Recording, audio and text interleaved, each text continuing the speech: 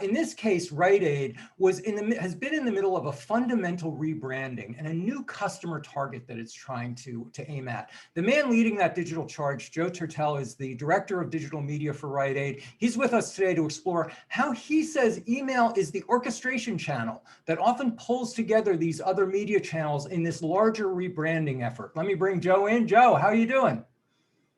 Good, Steve. How are you? All right. Where are we finding you today? I'm in Harrisburg, Pennsylvania. Harrisburg, you're not that far from me. I'm in Avondale, so we're close. About an hour away from each other. We're reach up there. Let's start with that broader branding vision that you guys have been working on, right? And because all of this and talking about how email makes sense within this, it really starts with that broader vision. What's the larger sense, the customer experience that you're trying to build across these channels? And then we'll talk about the specific role the email is playing in it. Yeah, well, first off, Steve, thanks for having me today, and welcome everybody. Glad to see everybody today. But thank you again for inviting me today. It's been a while since I've been a presenter at the summit, but I've attended multiple summits in the past from the search side, email side. So it's great to be speaking with you again, Steve. I think if you asked me this question 2 years ago, I think the answer would have been a little bit different for us and what we do here at Rite-Aid. And over the past year, what we've gone under is what we call our RX evolution, or pharmacy revolution. And 2 years ago, when we were talking about who's our main customer, who do we want to continue to grow and go after, she was a woman, 65 plus. You know, she was a strong pharmacy customer with us. She came to Rite-Aid every day. That was a grocery store, a convenience store. But that was really short term, right? That was a really short term vision. And over the past year, we just said, you know, we have to look long term. And how do we do that? And for us, it's really built around this new idea that we have, and it's built around our new target audience. And our new target audience is millennials. It is women 25 through 54. We call her Jenny. I think we have some. Why don't we bring up some illustrations of this? Because yeah, I know you don't mind, we have some illustrations. So let me ask Ryan to bring it up. And you're calling this what? We call this our RX evolution. Okay. Let's go to the next slide. Yeah. Okay.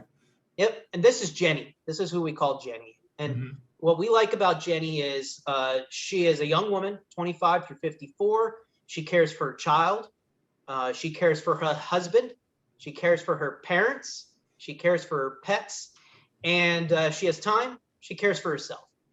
And by targeting Jenny, we get a longer lifetime value, right? She's with us for a longer amount of time.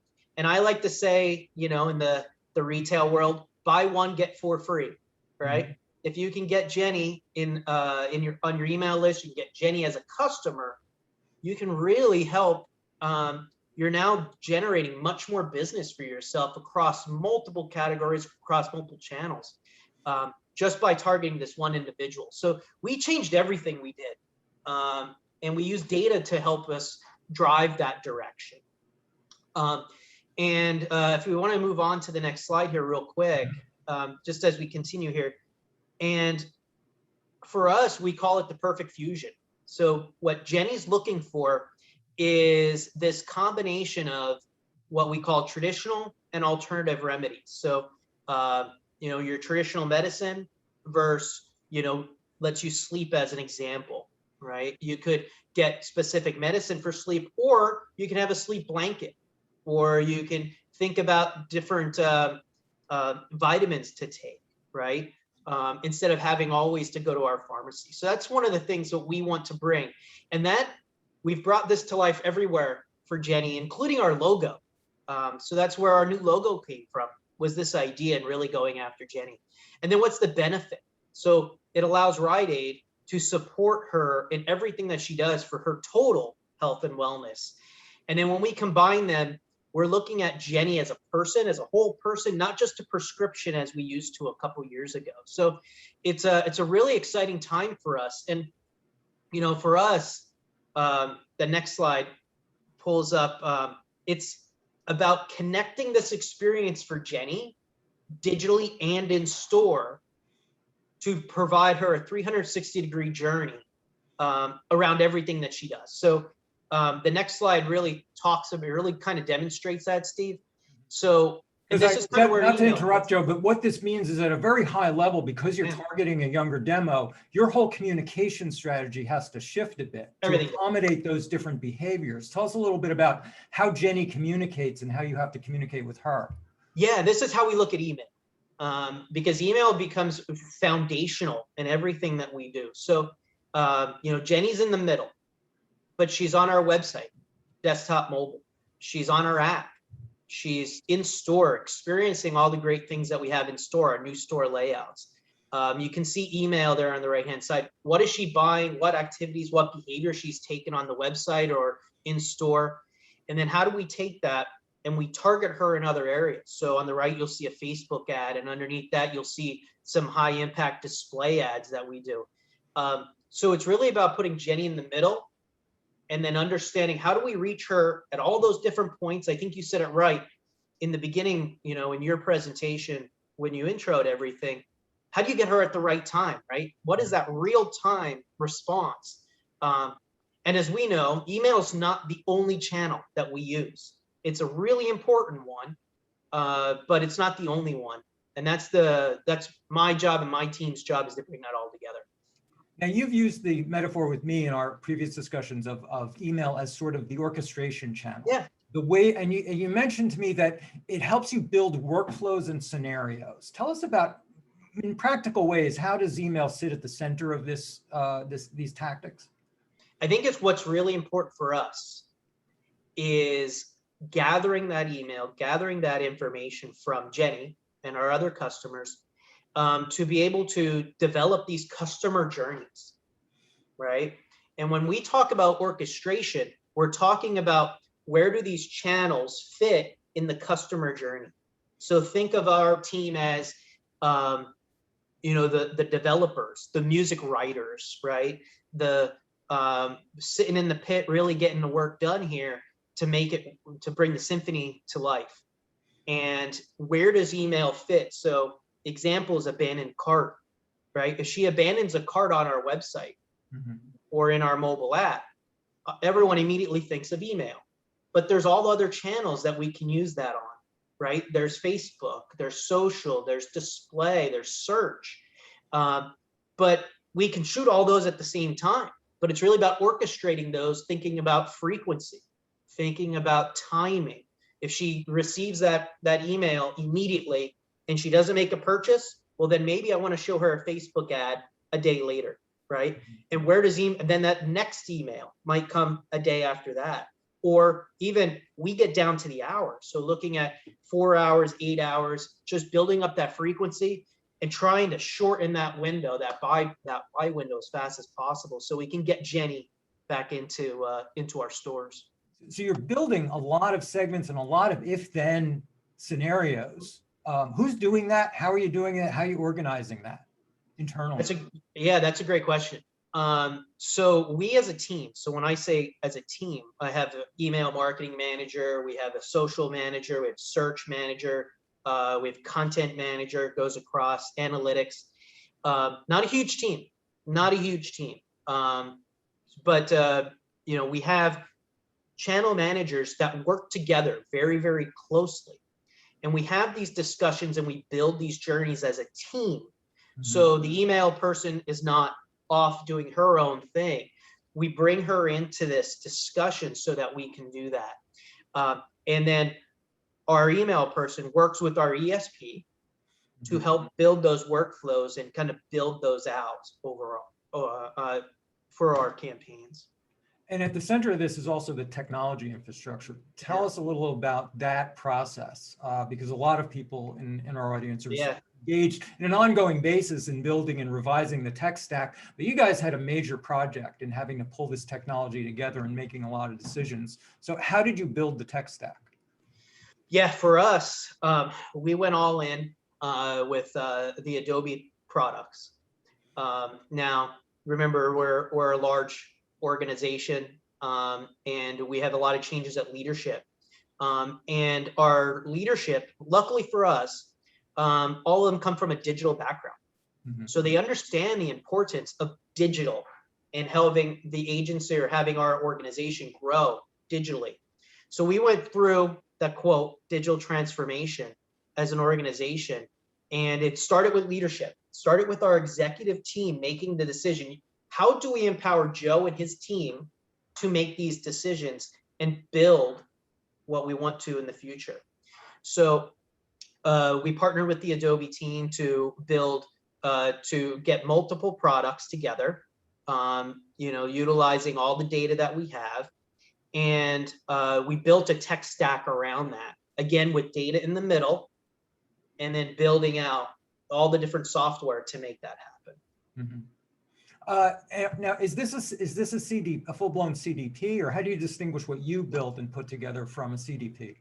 Great question. I think there's always questions around CDPs and ESPs, and how ESPs are becoming CDPs. And we don't have a CDP. We're close. I think Adobe has a CDP themselves now, but there's a lot of really cool CDPs out there. For us, we decided to go this route just because what we're trying to build here is not just email, it's about these other channels as well. Mm-hmm. So for us, it's about building the data structure. It really starts with a strong data structure that then can be utilized. If in the future we decide to go another route, we have to make sure that we have a good data structure to do that. And that's constantly evolving and constantly changing. I would never say our data is perfect, nor would I say our data structure is perfect. But we've had to go through a lot of work to get where we're at so that we can act upon that data in as real time as possible. I want actually a couple of questions come out of that. First of all, but let's talk about the data structure itself. Explain and describe that. When you say you've got a really solid data structure, what does that look like or mean? And what have you learned along the way about what it means to actually build a solid data structure? Yeah, I mean, for us, we have our loyalty program. It's called Wellness Plus. Mm-hmm. And we're fortunate that a large percentage of our customers that come into our stores use their Wellness Plus card or use their Wellness Plus membership to buy from us. So that Wellness Plus starts with a unique user ID, your Wellness Plus number. And then we tie that Wellness Plus number to an email address. Mm-hmm. And by tying those two things together, we can now look at, as people come into the store, they use that Wellness Plus number or their phone number. They use that. We can then tie that to an activity, a purchase that they've made, or an activity they've done on the website by logging in and using that same number to an email address. Mm-hmm. And that email address sits in the middle of everything that we do, because an email address is what we need to send to Facebook, or we need to send to Adobe Ad Cloud to be able to target individuals outside, on the open web. So email becomes really important, and email's tied one-to-one with that loyalty number. What other data points are you trying to collect? Because as you mentioned, you're targeting this new consumer, this Jenny. You're trying to target her for that longer lifetime value. You need to know more about her than just what she bought that day or what her prescriptions are. Yep. What sort of data points are you collecting, and how are you collecting it to enrich that profile? Yeah, so we're looking at her transactional data, mm-hmm. right? What is she buying online and in store? We're looking at her online behavior. So we're looking at what pages is she visiting on the website? What are those products she's viewing on the website, categories she's viewing, content articles that she's reading? What are those behaviors that she has on the website? Mm-hmm. Then we enrich that data with channel data, right? So we can, again, bringing everything together. So from an email perspective, what emails is she opening? What emails is she clicking? What content is she clicking through? From a display piece, what banner ads is she being impressed by or clicking through? What keywords is she searching on to come to our website, from a Google search. So utilizing all the channel data, the website behavioral data, transactional data, and then any other data that Jenny gives us herself, consenting. So is she telling us her gender? Is she telling us her age? Is she telling us, by some of the behavior that she has a pet? those type of things. So that's the other data that we really do to enrich everything that we're doing so that we can provide and personalize that content to Jenny and our other customers. And since breaking down former silos is so important to this, how are you making sure that that the email channel has easy access to this data and the other channels? It's a great question. For us, we utilize the Adobe platform to push all that data into the same place. Not everybody is that lucky, but a lot of our ESPs now can handle a lot of this data, and that's almost where CDP comes into play. So just getting all that data into one place and being able to act upon it. What I would say is that again, it's not perfect, and but being able to understand the limitations of your software is really important, and then just continuing pushing them as much as you possibly can to get to where you want to get to. What have you learned so far? I mean, you about consumer receptivity to this kind of surround sound of messaging, because cadence is important, frequency is important. Have you learned any lessons now that you have a handle on talking to your consumer across display, across search, across social, across email, direct mail probably too? Yep. What have you learned about frequency, cadence, how much they really want this messaging, what works and what doesn't work? Yeah, we've learned a lot along the way, and it's been a really fun exercise to be able to put these journeys together. And not all journeys are equal, not all customers are equal. So looking at, for us, we evaluate can we drive an extra visit, or can we drive additional sales within a single visit? So we look at that a lot, and that's one of the things that we've learned from putting all this together is what are those additional touch points that we can do to ultimately help either one of those, drive frequency or drive increased basket. So I wouldn't say we've learned it all, but it's constantly evolving, and that's where we want to get to. And I would say the other thing that we've learned, Steve, is how to work together a little bit better as a team. And I know that we've all struggled this past year getting used to being on Zoom or getting used to not seeing people in person. But I would say one thing we've learned is that it's forced us to work together a little bit closer and communicate in a way that we can hold each other responsible and document everything that we're doing. I think has really helped our team understand how do we build these journeys. And then it also allows us to go back and say, oh, this is happening over here in social, so we don't forget. Well, drafting off that reminds me of something that came up in an earlier conversation, a tip that you told me you learned in this process that really resonated with me, even here at MediaPost, is how you ensure that everyone across the teams is aware of what everyone else is doing. And it's a very simple step. I mean, for us, it was really simple. I asked a random question: how many people are subscribed to our email list on my team? And it was that simple, just making sure that everybody on the team, the other teams, are subscribed to your emails so that they understand everything that you're putting out there. Right. And by them understanding everything that you're putting out there as an email marketing manager, it allowed them to say, oh, wait, that's pretty cool content that they're building. Or, oh, wow, I have really cool content that I'm doing here in social that could really impact or really improve an email campaign. So being open and just that basic thing, Steve, was game changing for us. It was really, really simple, but you'd be surprised how many people either didn't subscribe, or if they did, they just kind of like, oh, just another Rite-Aid email, but really getting involved. Yeah, I found that such an important point and something that resonated with me too. Yeah. understand everything that your own organization is putting out to better understand what one another is doing.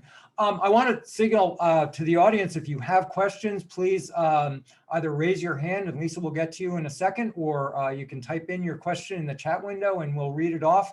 I wanted to ask about KPIs and measurement. Now, you're aiming for the new Jenny. But that means a bit of a shift, it would seem to me, a bit of a shift from straight performance metrics to different sets of KPIs and measurements. So what this RX Evolution project, what are the main KPIs that you're aiming at now? And what are the things that you're looking at most closely to gauge the effectiveness of all this?